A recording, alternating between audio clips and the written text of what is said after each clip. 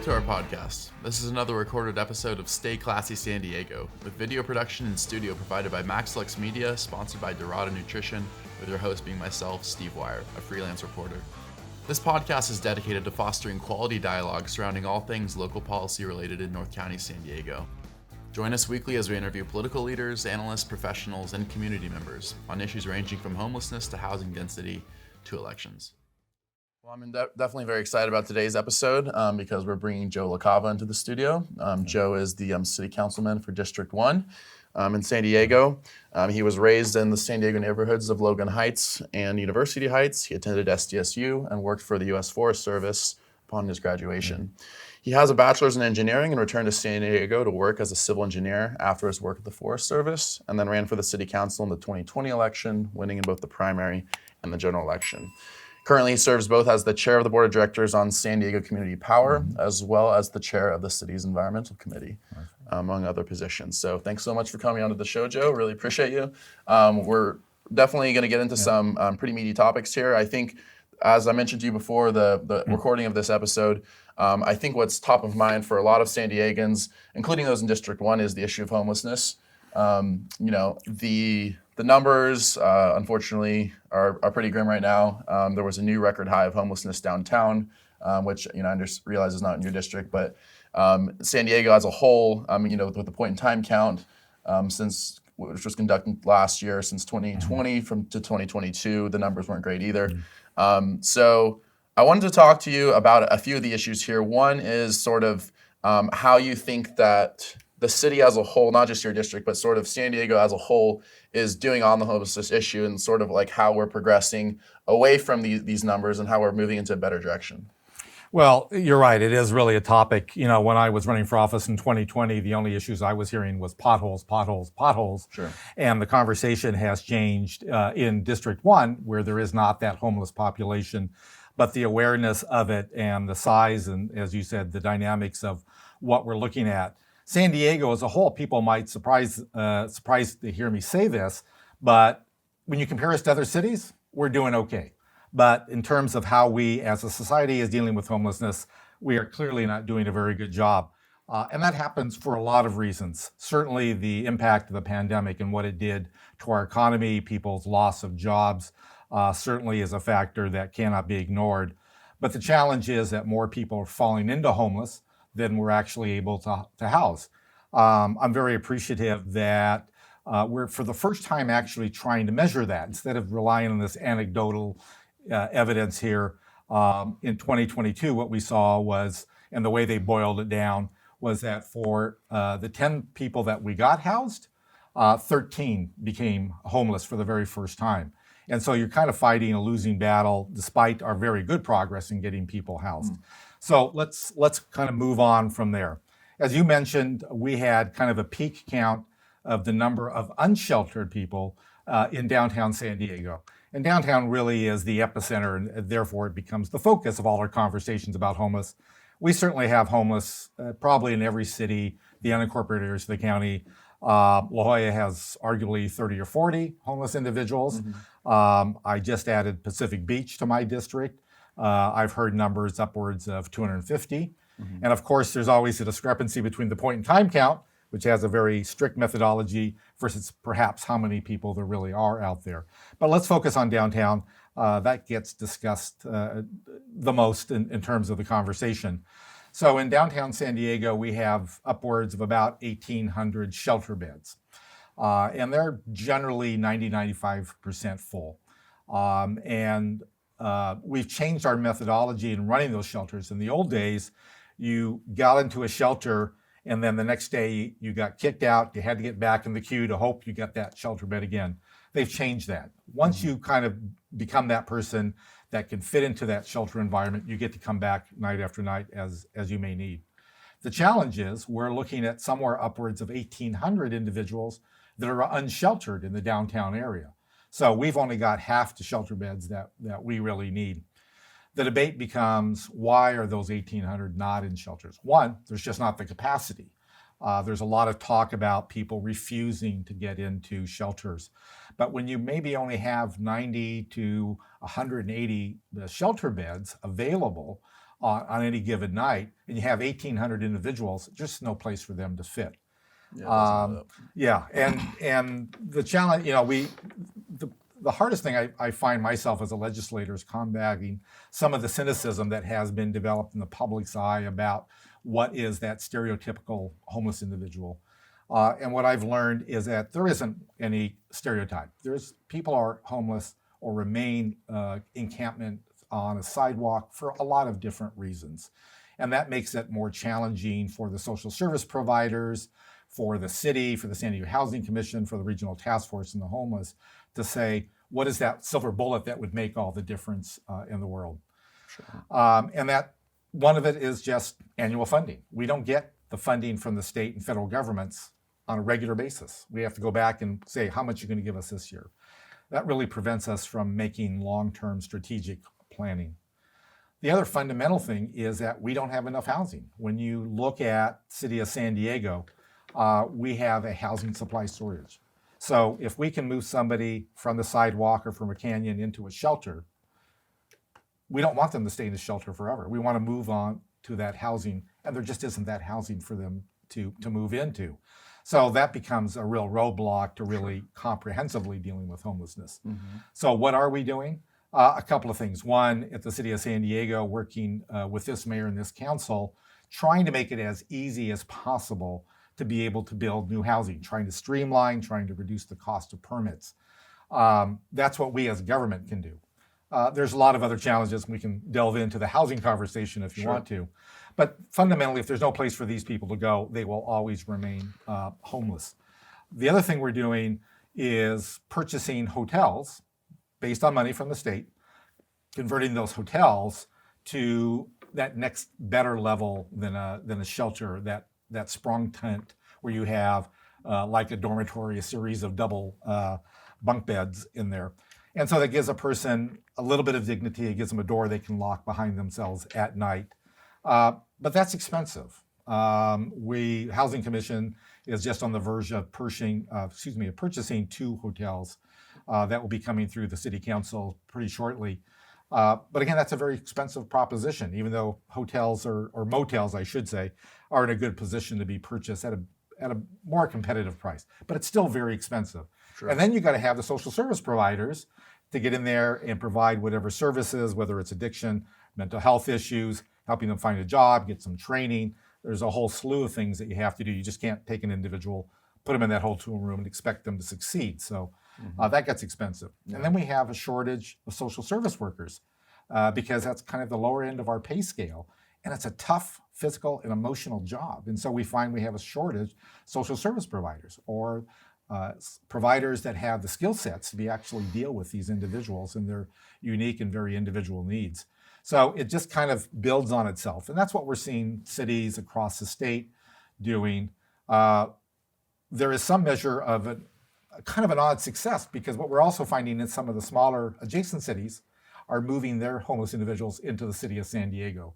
I think the city of Coronado is bragging, we don't have any more homeless. They don't have any more because they pushed them over to the city of San Diego across the bridge. And now we're taking care of them. So it's a very difficult situation. The economy hasn't quite bounced back so that we don't have those lower end jobs that are easier for someone who has been homeless or is homeless or living in a car to be able to secure that. And so it is a multi-pronged attack. This mayor, this council in the city of San Diego is really committed to doing something differently, but it's going to be very slow, very tedious. We're not going to make success overnight by any means, but we're committed to changing that conversation going forward. Sure.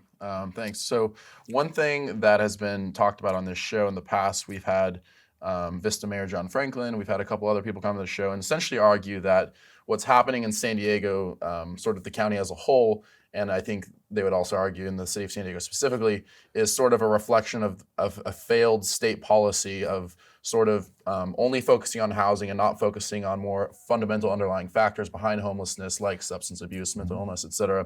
Now I'm curious to know like sort of the sort of the message that I'm getting from you or what sort of I'm hearing from you is that you have a problem with funding, and that's from the state and federal level, primarily from the state level, I would suppose. And then you have a problem of the shortage of housing. Now, what would you say to someone who says, like the shortage of housing aside, putting someone behind a door doesn't really necessarily solve their problems. Right. Like those people still have underlying issues that we're not addressing. And then you have the problem of people refusing services altogether, even if they're offered services. So how do we combat those more fundamental underlying issues that other than just housing? Well, on those very specific points, I would tend to agree.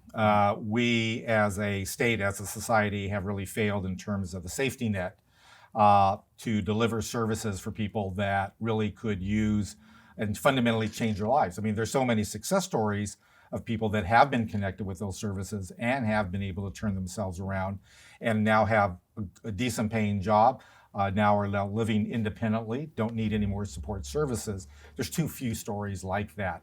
But the past has been problematic. We're dealing with that pain right now. And as you point out, we don't have enough social service providers. We don't have people with the skill sets. And I think what I'm very much interested in, because there's too much anecdotal conversations, which I don't think helps us to get to real solutions, is there anecdotal evidence of an individual refusing to move from the sidewalk into a shelter, refusing to get help, refusing to make a little concession so they can get that kind of help? Yeah, sure, there is. There's no doubt about that. But of what scale is that? And I think it gets in the way for us to really try to make this fundamental shift that we need to do, because people are so focused on that anecdotal information. And there's a level of what I would call a level of cynicism that prevents us from doing the kinds of things we need to do. It also is problematic in terms of where do we, if we want to get these folks off the sidewalks, where do they go? If you imagined all 1,800 in downtown said, we're ready, where do you want us to go? We don't have any place for them to go. Sure. So you can't provide the kind of services that you speak about, mental health, addiction kind of thing, when they're living on the sidewalk or they're living in a canyon.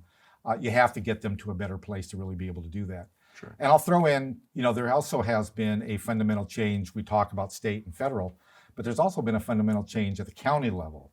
For years, the county that got most of that funding held on to that funding, wanted to build up their reserves.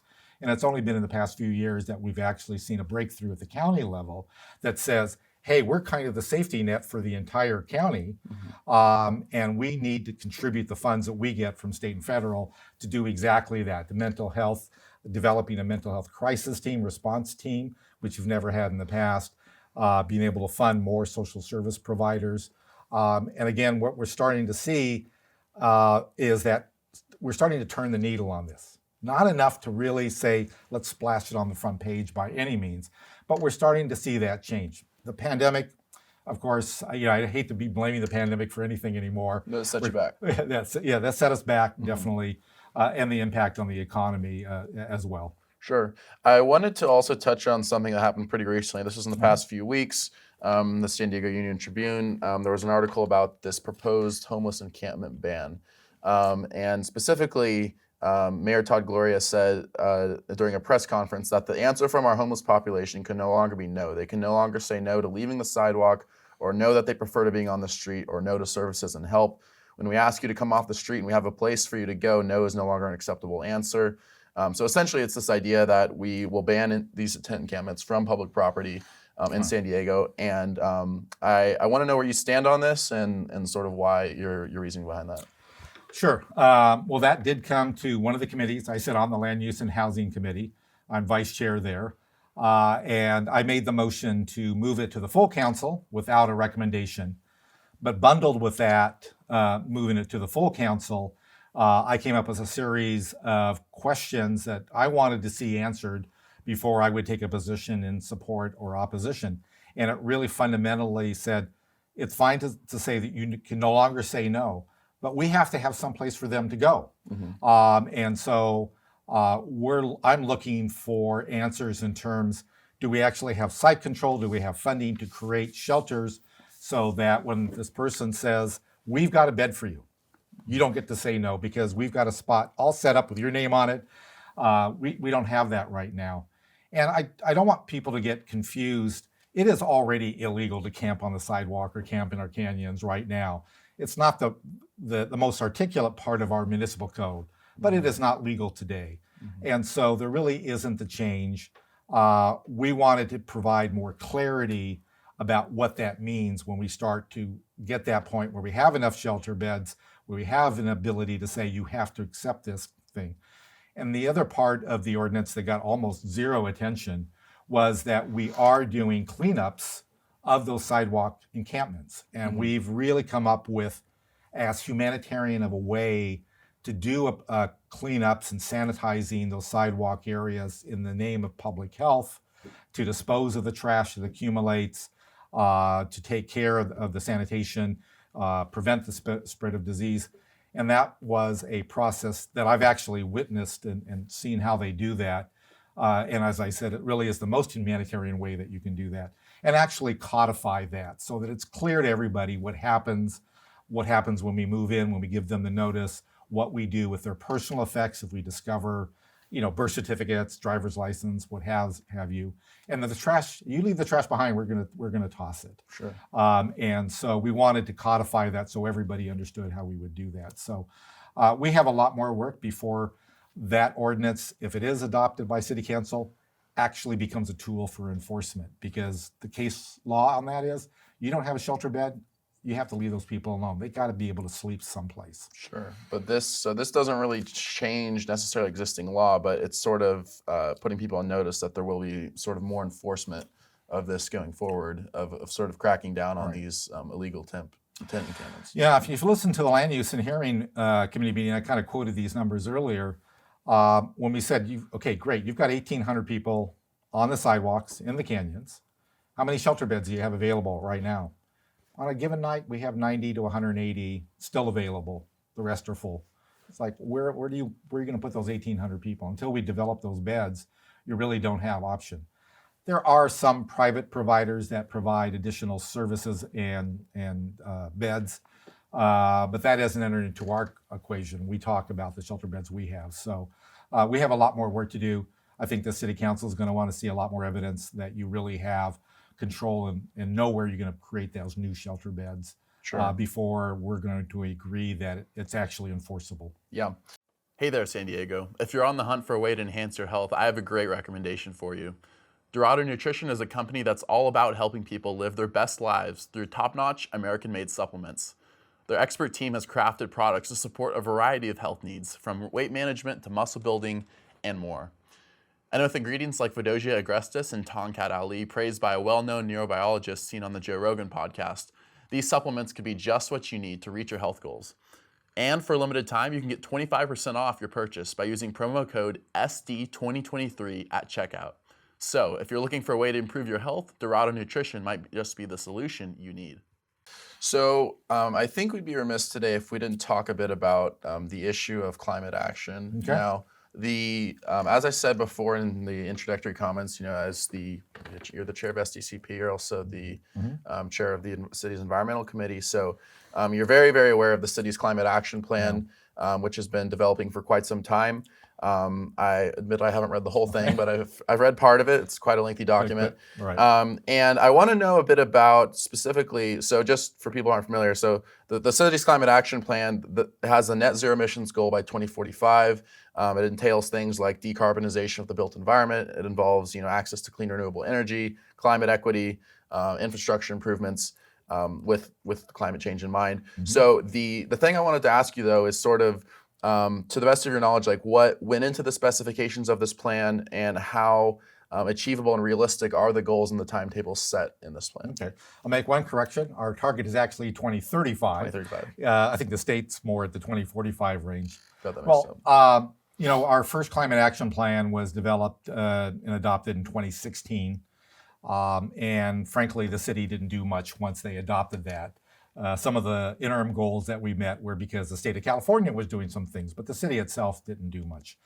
The simple answer to your question is a lot of thought and effort went into the climate action plan.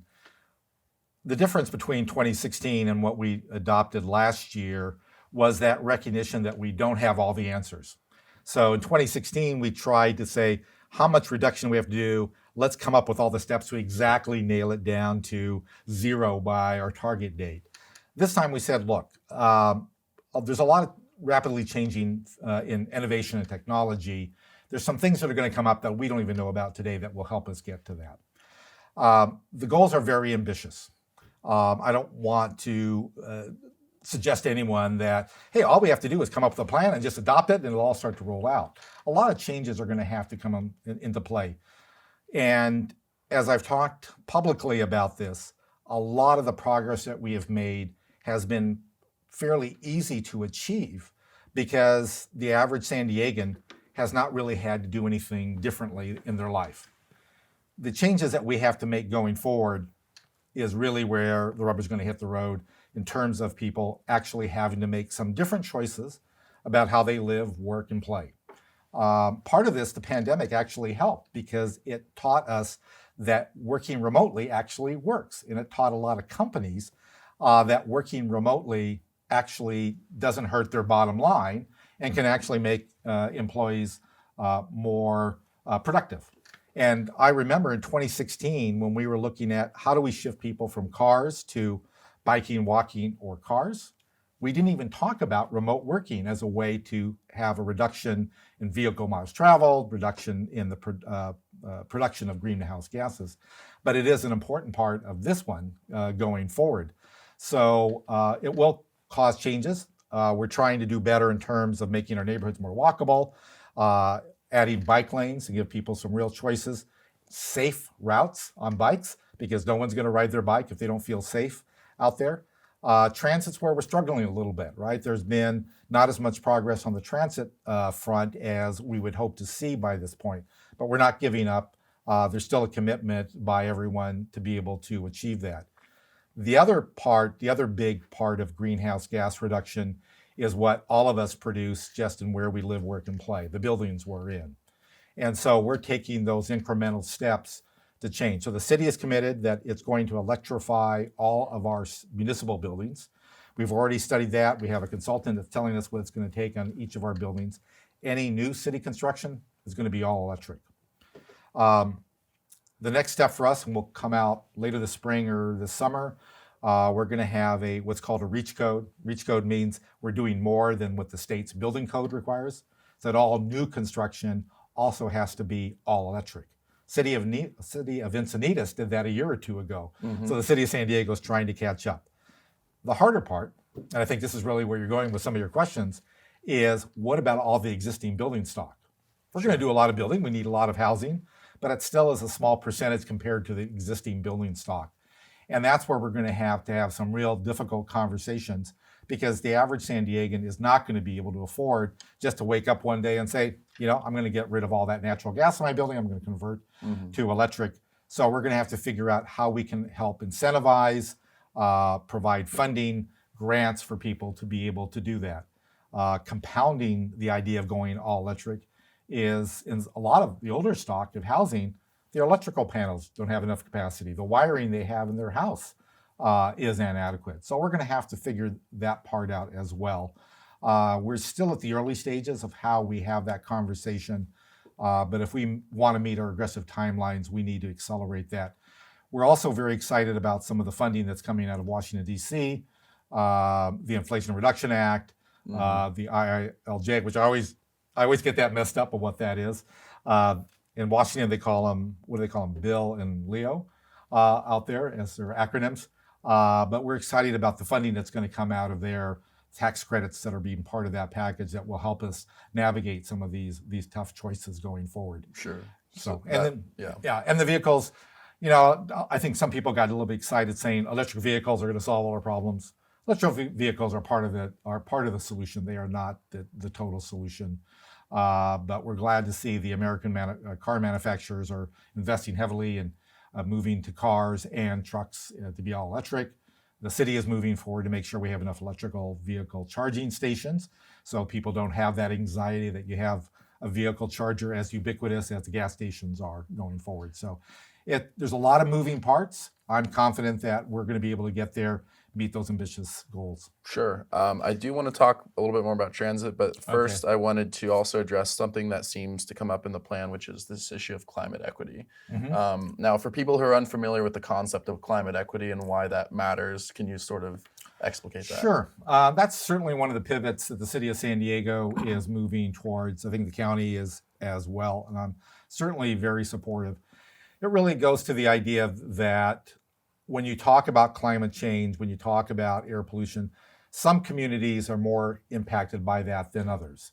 Some communities have the resources to be able to navigate those and reduce those impacts on their life or how they work.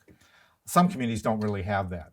And so what we want to do is that some of the changes that we're making, we're going to concentrate in those communities of concern, those communities that have really not had the kind of resources and attention that they really deserved. One of the easiest examples that I can talk about is just tree canopies. We know the presence of trees makes for a better environment. It reduces the heat island effect. It tends to clean the air. And it creates so many positive attributes. And when you look at the tree canopy across the city of San Diego, you see a very distinct lack of trees in some of our underserved communities. So when we have a climate action plan that says we're going to plant more trees, we're going to start in those communities where they don't have trees. We have limited resources. I want to put them where they can have the greatest impact on individuals. Mm-hmm. So that's where that climate equity comes in. Another great, easy example to discuss is Barrio Logan. Barrio Logan's hard up against the shipyards there. And the shipyards have done a remarkable job of trying to reduce their impact on the environment. We still have a lot of diesel trucks that go from the shipyards through Barrio Logan out to the freeway and off to their destinations. So we're having conversations with the Port of San Diego about how we can electrify those vehicles so that when they do come through the neighborhoods, that they'll have less impact on the quality of life in those neighborhoods. Again, a slow conversation, but we're seeing some real progress on that in that regards. Sure. So, and this ties into the next thing we're talking about. I want to talk about transit a bit, which the thing is that the climate action plan, as I said, I've read through some of it. I haven't read all of it. But to you, speaking about it now, like what level of commitment to public transit and public infrastructure does this plan entail? Like sort of what does that look like?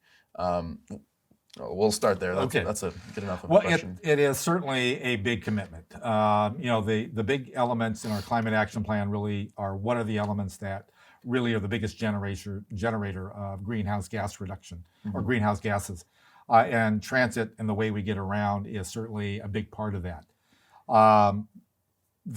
As I mentioned, we have not had as much progress. We have these little fits and starts. We created the trolley system that has one of the highest riderships in the country. We opened up what I still call the Blue Line that goes from Old Town up through UCSD into the University City area. And that's now, especially post-pandemic, we've really seen ridership skyrocket. And in terms of light rail, which is what that classification is, we have some of the highest ridership in the country. And so people have been able to take advantage of that to get to school, get to work. And so that is pretty remarkable progress. It's not enough. And the challenge we have is we built out a city that really is not transit friendly in terms of its alignment. When we started making the big shift to our master plan suburban communities, it was all about cul-de-sacs, right? You don't have those grid streets like we have in our older communities, where it makes it a little bit easier to create transit that people can easily get from where they live into a bus line or a trolley station. So we have a lot of work to do. Some of the challenges we've seen at SANDAG and some of the disruption there kind of gets in the way. The SANDAG staff is amazing in some of the work they're doing in the background there. But until we kind of get past this moment in time at SANDAG board, it's going to be hard to really figure out how we make progress. We're going to need funding. I think the federal government is ready to step up with funding if we can provide the matching funds locally. And given the atmosphere right now, that's kind of a tough conversation. We'll see how it measures out over the next year or two. Sure. But that is one of our biggest challenges. And in your earlier question, I kind of forgot to talk about San Diego Community Power because that is another critical component to what we are trying to achieve. The Climate Action Plan in 2016 said we want to be 100% renewable energy in the city of San Diego by 2035. The new Climate Action Plan says we want that by 2030, so we accelerated that. And that's going to be achieved by San Diego Community Power. Very proud to be currently the chairman of the board of San Diego Community Power. In fact, we have our monthly board meeting later on this afternoon. That organization that was created by the 5 initial cities that bounded together, and now we have 6 cities plus the county of San Diego is a member agency. Yep.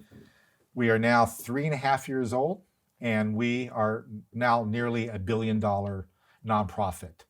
We have accelerated that fast. We're committed to meeting our goals of getting to 100%. Right now, we're about 50% renewable energy, primarily wind and solar, and about 5 additional percent that's carbon free. But we have interim milestones that we are going to hit. We have a great new CEO and amazing staff. We just finished up a strategic planning session on Friday. But that's going to be another key component of helping us meet those climate action plan goals. Sure.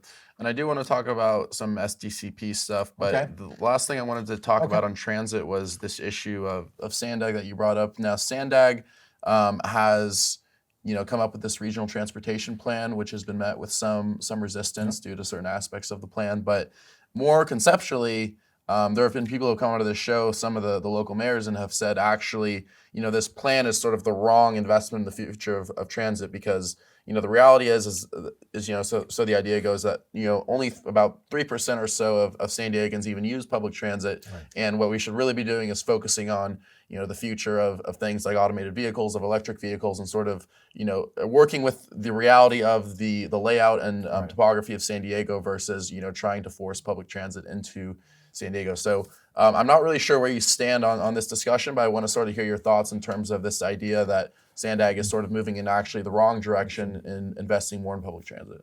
Well, there certainly has been a fundamental shift in the direction of SANDAG.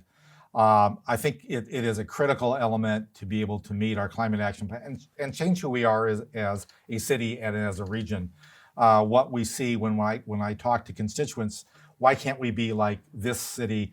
And every time I talk to them, it's always about a city that has a robust transit system, and whether it's buses, light rail, subways, what have you, it really is a key. And part of the change that will happen when we get to that transit is that people will start making conscious choices. Right now, except for folks that perhaps they can't afford a car, very few people say, oh, I'm trying to think about where I want to live next, whether I'm renting or buying, and saying, where's the transit? There's just simply not enough transit today for somebody to make that choice.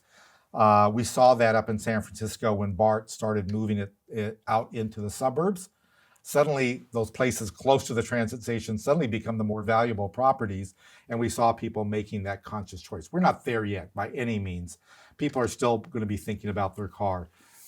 In my opinion, we can't get there just by electric vehicles. There's just never going to be enough electrical vehicles to really make the fundamental change that we're going to do. And I think it's also important to remember that we're not looking for everybody to take transit. We're not looking for everybody to work from home.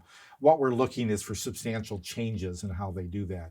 And the vision that has been laid out by SANDAG, just from a plan point of view, I think is a direction that we have to move in. There's a lot of studies that have to really prove that it can be done. And certainly the whole conversation about the road user charge really blew up the whole conversation and really put a standstill to that. And I think that was unfortunate. I think the way it was introduced, as you know, you get one chance to put a big idea on the table. If you don't do it right, you never get that second chance. Sure. But the reality is that we don't talk about, if you want to go to electric vehicles, I drive an electric vehicle. I don't pay gasoline taxes. Gasoline taxes is an important part of how we actually maintain our roads. So we need to find a way to get rid of the gasoline tax and the vehicle taxes that we have in this state, and then move to a different mechanism and something that actually is palatable to the public. I know there's a lot of concerns about privacy, am I being tracked? Those are issues that I completely agree with that we need to be able to tackle. We haven't had those conversations. We need to have that before we can actually make any real progress. Sure. Moving to this, so as you mentioned before, the work that you do for SDCP as the chairman. Now, this organization started out in, what was it, 2019? About 2019. 2019, yeah, with originally 5 cities. Right. It was Encinitas, Imperial City, Imperial Beach, Chula Vista, City of San Diego, Encinitas and the city of La Mesa. Yeah. And since then, as you said, now the county as a whole is actually Right. a member of the SDCP. So since 2019, I want you to talk a little bit about how the organization has evolved and sort of some of the progress that's been made and also some of the challenges and obstacles that the organization currently faces. Sure. It's a great question. As you mentioned, in 2019, it was ground zero. The 5 cities came together, created a joint powers authority, and we created what I like to call kind of a hybrid. It is partly government, it is partly nonprofit, and it's an energy company. It goes out and procures energy for businesses and residents.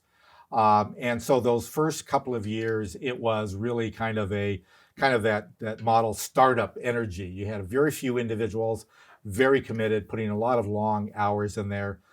We certainly benefited from Encinitas resident Joe Mosca, who was the appointment to that board and was the chair up until just December. He was chair, and his leadership in bringing people together, and he invested a lot of personal time trying to put those pieces together. But they did a great job. They went out and secured renewable energy sources. They put together the structure of how an organization should operate. They also put together a structure of an organization that had the appropriate guardrails, because it's not like do anything at any cost. Let's make sure that we actually understand what we're doing, be very transparent in what we're doing, being very accountable. Unlike an investor-owned utility, all our board meetings are open to the public. Mm-hmm. So we'll have our board meeting this afternoon. It'll be open to the public. They'll be able to see us actually make decisions out in the open. And that was another critical part of that. And what we've also done is we just hired our permanent CEO. We used to have an interim CEO. We hired Karen Burns she's been there about a year now. And we've now gone through a pretty rapid pace of hiring employees. We're getting pretty close to about 40 employees, which is still pretty remarkable for an organization that young. And again, with that growth. One of the great metrics that you look at these, you call them either community choice aggregators or community choice energy, which they exist up and down the state. There's a second one here in San Diego County called CEA. We are now, San Diego Community Power is going to be the second largest in the state. Is the way the state wrote the rules is that when you form this, people are automatically opted in. And so people have a choice to opt out. I want to stay with SDGE or Southern California Edison or PG&E. So watching that opt-out rate really tells you how good of a job that you do. And so we're right now, we've retained about 96% of our customers, which is pretty good. Which is very good. It's one of the highest in the state. And we're convinced that we're doing that because we have what we like to call that value proposition that says we're offering you a better product, that renewable energy, at a better price. So our price for electricity is cheaper than what SDGE is offering right now. And it's our commitment to stay less than that. Because that goes back to what you were talking about with that climate equity. In that rush to do better, to meet our climate action plan goals, to switch to renewable energy, we have to not forget there are people that can't necessarily afford to make that shift.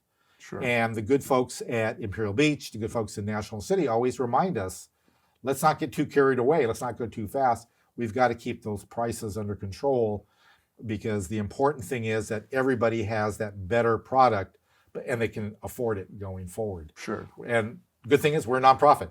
Mm-hmm. We're not accountable to shareholders. We don't have to show an annual profit there. And so 3.5 years in now, we're well on our way to be able to deliver that. And they're out there working right now, issuing requests for proposals, getting new sources of renewable energies, creating good jobs, because that's also part of what the Climate Action Plan includes, is taking people from the old industries and move them into the new industries, making sure that we create those good paying jobs as well. And we're on track. I'm very proud of what this organization's been able to do. Sure. And just for, I should have said this from the beginning, but to be clear, SDCP, as you mentioned, is a community choice aggregator, of which there are numerous throughout California. Right. And people essentially who are in one of the SDCP cities have this sort of they sort of have basically like three options, correct? They have the option to stay with SDG&E, Right. to opt out. They have the option to stay with the SDCP. And then there's also the third option, which I believe Encinitas actually made the automatic option, Right. which is to upgrade to completely 100% renewable energy. So there's sort of these three different options that people Right. have, and that is a slightly more expensive option. But Right. is that sort of where you hope that the rest of SDCP moves, is sort of in that 100% renewable direction, that becomes the goal? Right. So as you said, right now it's an option. It is a more expensive option than just staying at our base rate, which, as I said, is about 55%. Renewable. The goal here is to move the sourcing of San Diego Community Power to 100% renewable. And the challenge for us will be able to do that and keep that value proposition, keep that cost down. Encinitas, as you mentioned, the city council made the decision, we're going to opt everybody in at that 100% level. So we see this slow migration. We're very excited about some of the bigger organizations. We're very proud of the fact that Petco Park was the first National League stadium to actually opt up to Power 100. In the American League, Fenway Park was the first one to do it. And we've also seen big companies like Illumina and other major companies have also seen helping meet their goals to be a better partner in this climate change fight, to also do that. So they're working every day to enroll more organizations in that. Of course, the city of San Diego itself, for its municipal facilities, also have opted up to Power 100. And myself, I had put in solar last year, so I had to wait a year. And then just January, when I was finally enrolled in community power, I opted up to Power 100 that combines with my solar, rooftop solar. Do you, so as you mentioned, there's a lot of CCAs in California, and not all of them have been successful. I believe a couple have actually gone bankrupt. But do you feel like SDCP, like sort of comparatively to other CCAs in California, sort of talk about how it sort of ranks compared to those other CCAs in terms of the progress that it's made towards regional climate change goals and renewable energy? Yeah, I think it's really done a fantastic job going forward, because we really went into this with eyes wide open in terms of the people that we hired and the skill sets they had. And as I can't emphasize enough about the fact of the transparency and the accountability that we really prioritize going forward, and that very careful fiscal responsibility. It isn't just about the ambitious goals and let's just go rush and do it. It's how we do it in a very fiscal, responsible way. We've incurred no debt. We are building up our reserves as a young company would be in the process of doing, and we've been very careful. It has been frustrating to see a couple of them across the state that have gone out. What was worse is they didn't reach out to anybody. They didn't talk to anybody and say, hey, we're running into some trouble, for whatever reason it was. And we probably could have salvaged those had they reached out. We're also trying to build what is called CalCCA, which is kind of an umbrella organization that kind of coordinates all the efforts going forward, that makes sure that we keep an eye on all the individual ones.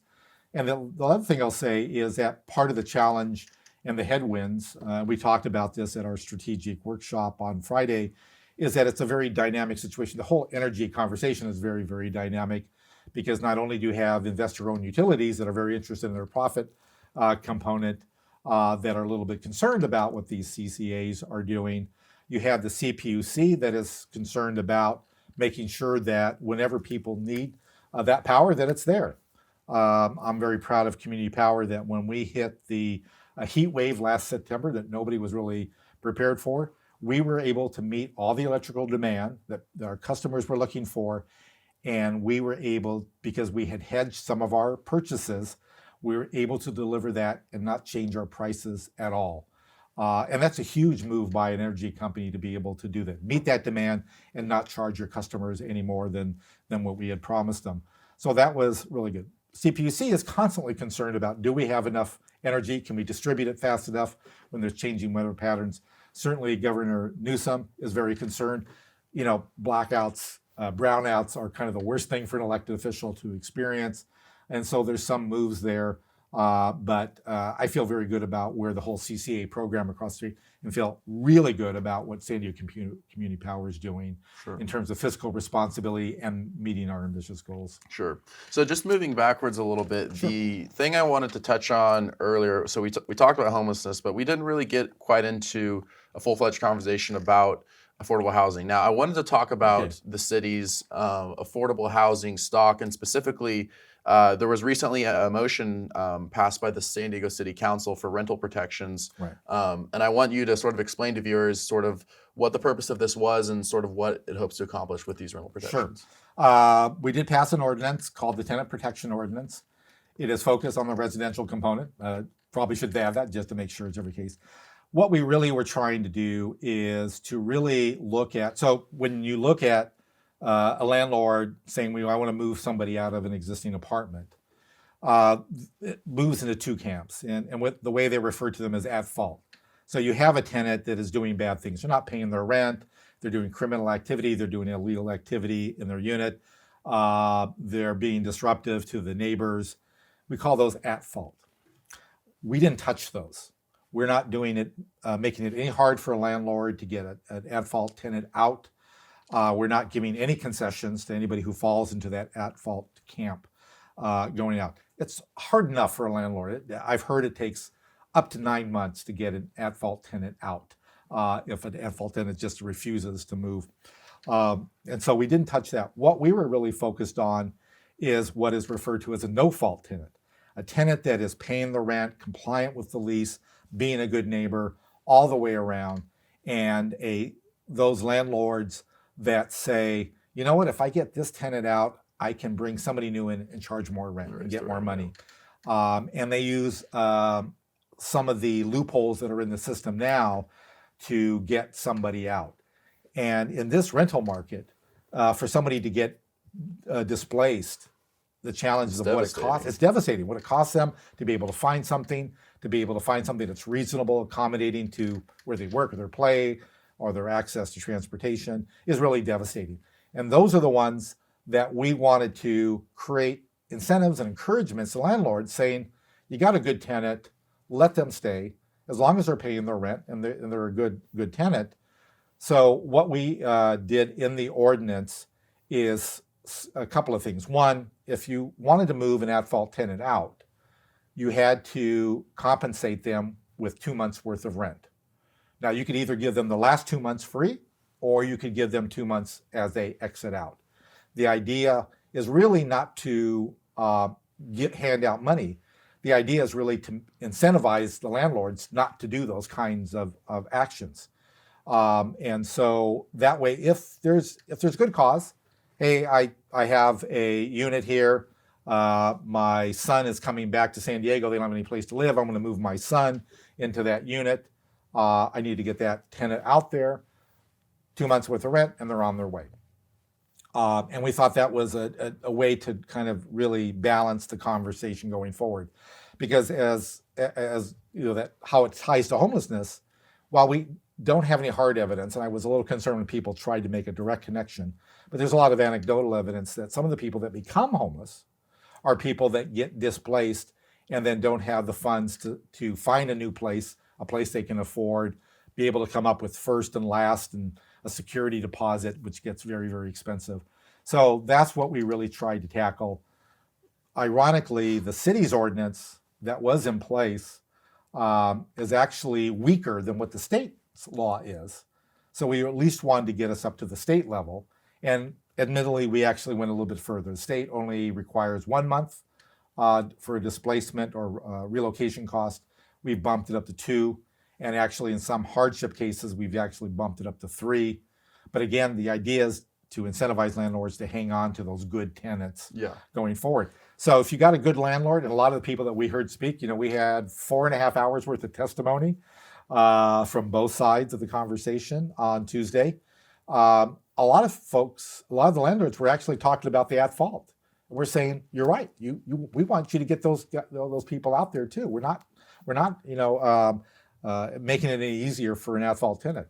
We want to take care of the ones that are actually doing the job right. Sure. And there seems to be a lot of support for, a landlord, you know, if they have a vacant apartment, that costs them money out of their pocket. They're losing money. So I'm feeling very confident. I got to a place where I could support that. We made some amendments to kind of refine some of the language, and so I think we're in a good place going forward. That it won't take effect for another few months, so people have a bit of a runway to be able to adjust to it. Sure. I actually wrote an article about a year ago here in Encinitas because of this phenomenon known as rent-evictions that people are experiencing, where essentially, and I don't know if this is just Encinitas, I'm not sure if it's a countywide issue, but this issue that a lot of residents, especially in our old Leucadia region of Encinitas, are facing of, longtime residents essentially being priced out of their homes, being moved out through this rent eviction practice where they say they're making renovations and then they raise the rate for you to come back. Does this ordinance address those kinds of protections and those kinds of issues when people are essentially kicked out through renovations to their own apartment? Is that addressed? Yeah, it is. What we wanted to do was to make sure that those renovations are so invasive that the tenant cannot live there while that renovation is happening. And what we've seen in the past is a lot of that claims of renovation wasn't really authentic. They said they were going to do renovations. They never actually got a permit. They never actually did anything. Or the renovations were not, in fact, that invasive that really required the individual to move. So there were some games being played. And I really want to emphasize, this is a small percentage of landlords.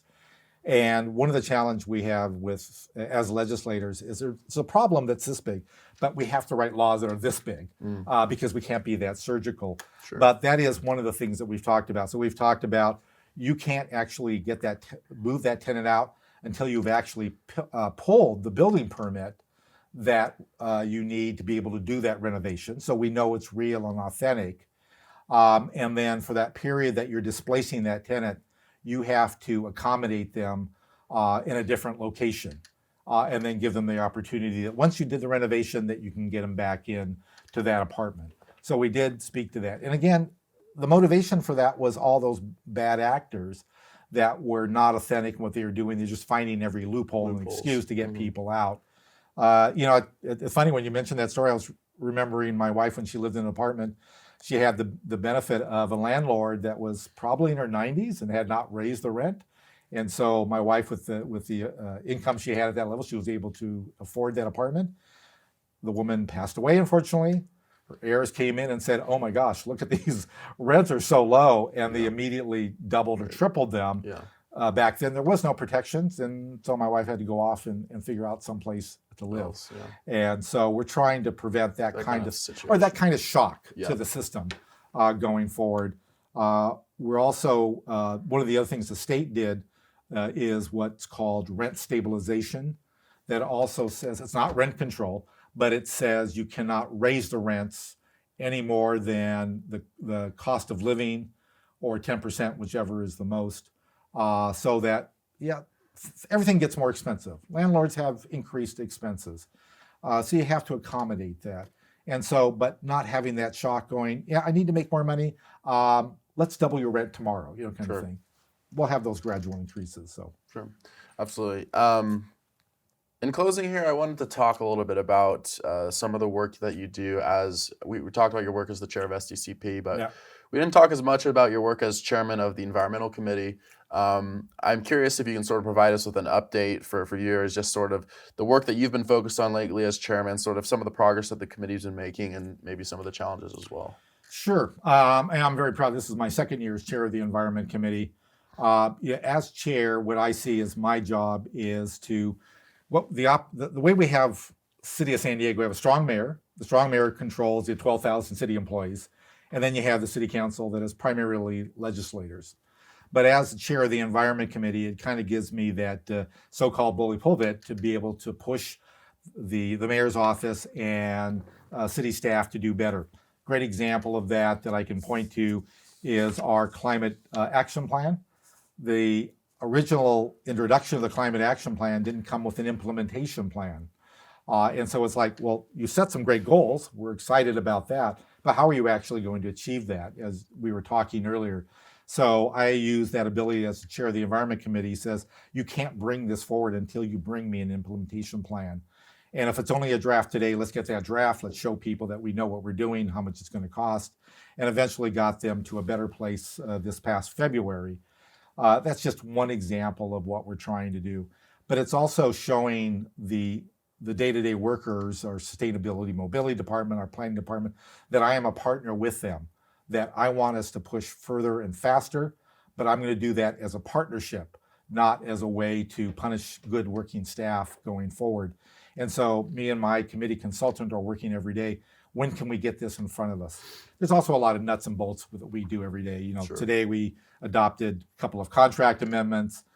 We got a great update on the city's pure water program, which is really a game changer in how we're going to meet our water supply, and then constantly pushing.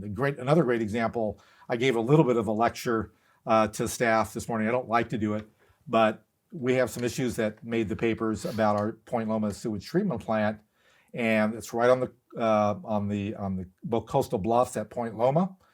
We're seeing a lot of erosion that is really affecting our access road and the plant itself. And they said, yeah, we're trying to measure that coastal bluff erosion, how much of a threat it is. And I said, is this a one-time phenomenon or ongoing? It's ongoing, there's no doubt about it. And I said, well, what are we doing about that? Because it's going to be less expensive today to fix it than to wait. He said, well, it's going to take 10 years because it's a difficult place to access. It has got, it's environmentally sensitive. You got the federal government on both sides of the city-owned property. I said, that's not a good enough answer. We have to start working on that solution now.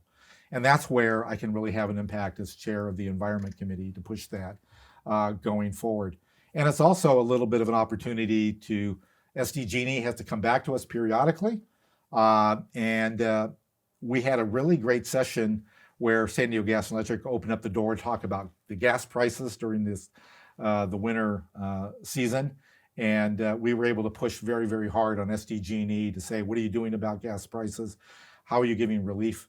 And there may be a denial there, but I am convinced that very vocal session there got them to go from $1 million of utility rate relief to our lowest, more impacted customers, to upping that to $16 million of shareholder money to provide that relief. Mm-hmm. I don't know if they'll agree to that, but I saw that nexus there, and I think that's one of the powerful things that we can do going forward. One thing that I was just thought of while you're talking is, I don't know if this is something that's come up for your committee at all, but one thing that the Coronado mayor mentioned when he was on here, and that's been in the news a little bit lately, is this issue of the sewage spills coming from Tijuana, and that affecting San Diego's coastline and the San Diego region. Is that something you guys have discussed at all, or something you're concerned about?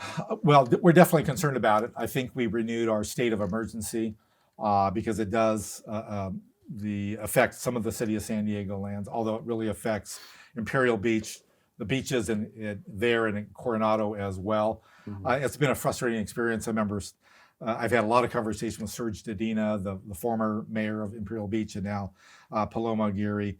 That really is at the federal level. We're grateful for some of the dollars that the federal government finally woke up and realized how important this was. The challenge is to get Mexico to make those matching funds, because a lot of the work that needs to be done for really a real solution really is on the south of the border there. So we're very concerned. We're very supportive in joining Imperial Beach and talking with our federal legislators to make sure we get the money to be able to do that.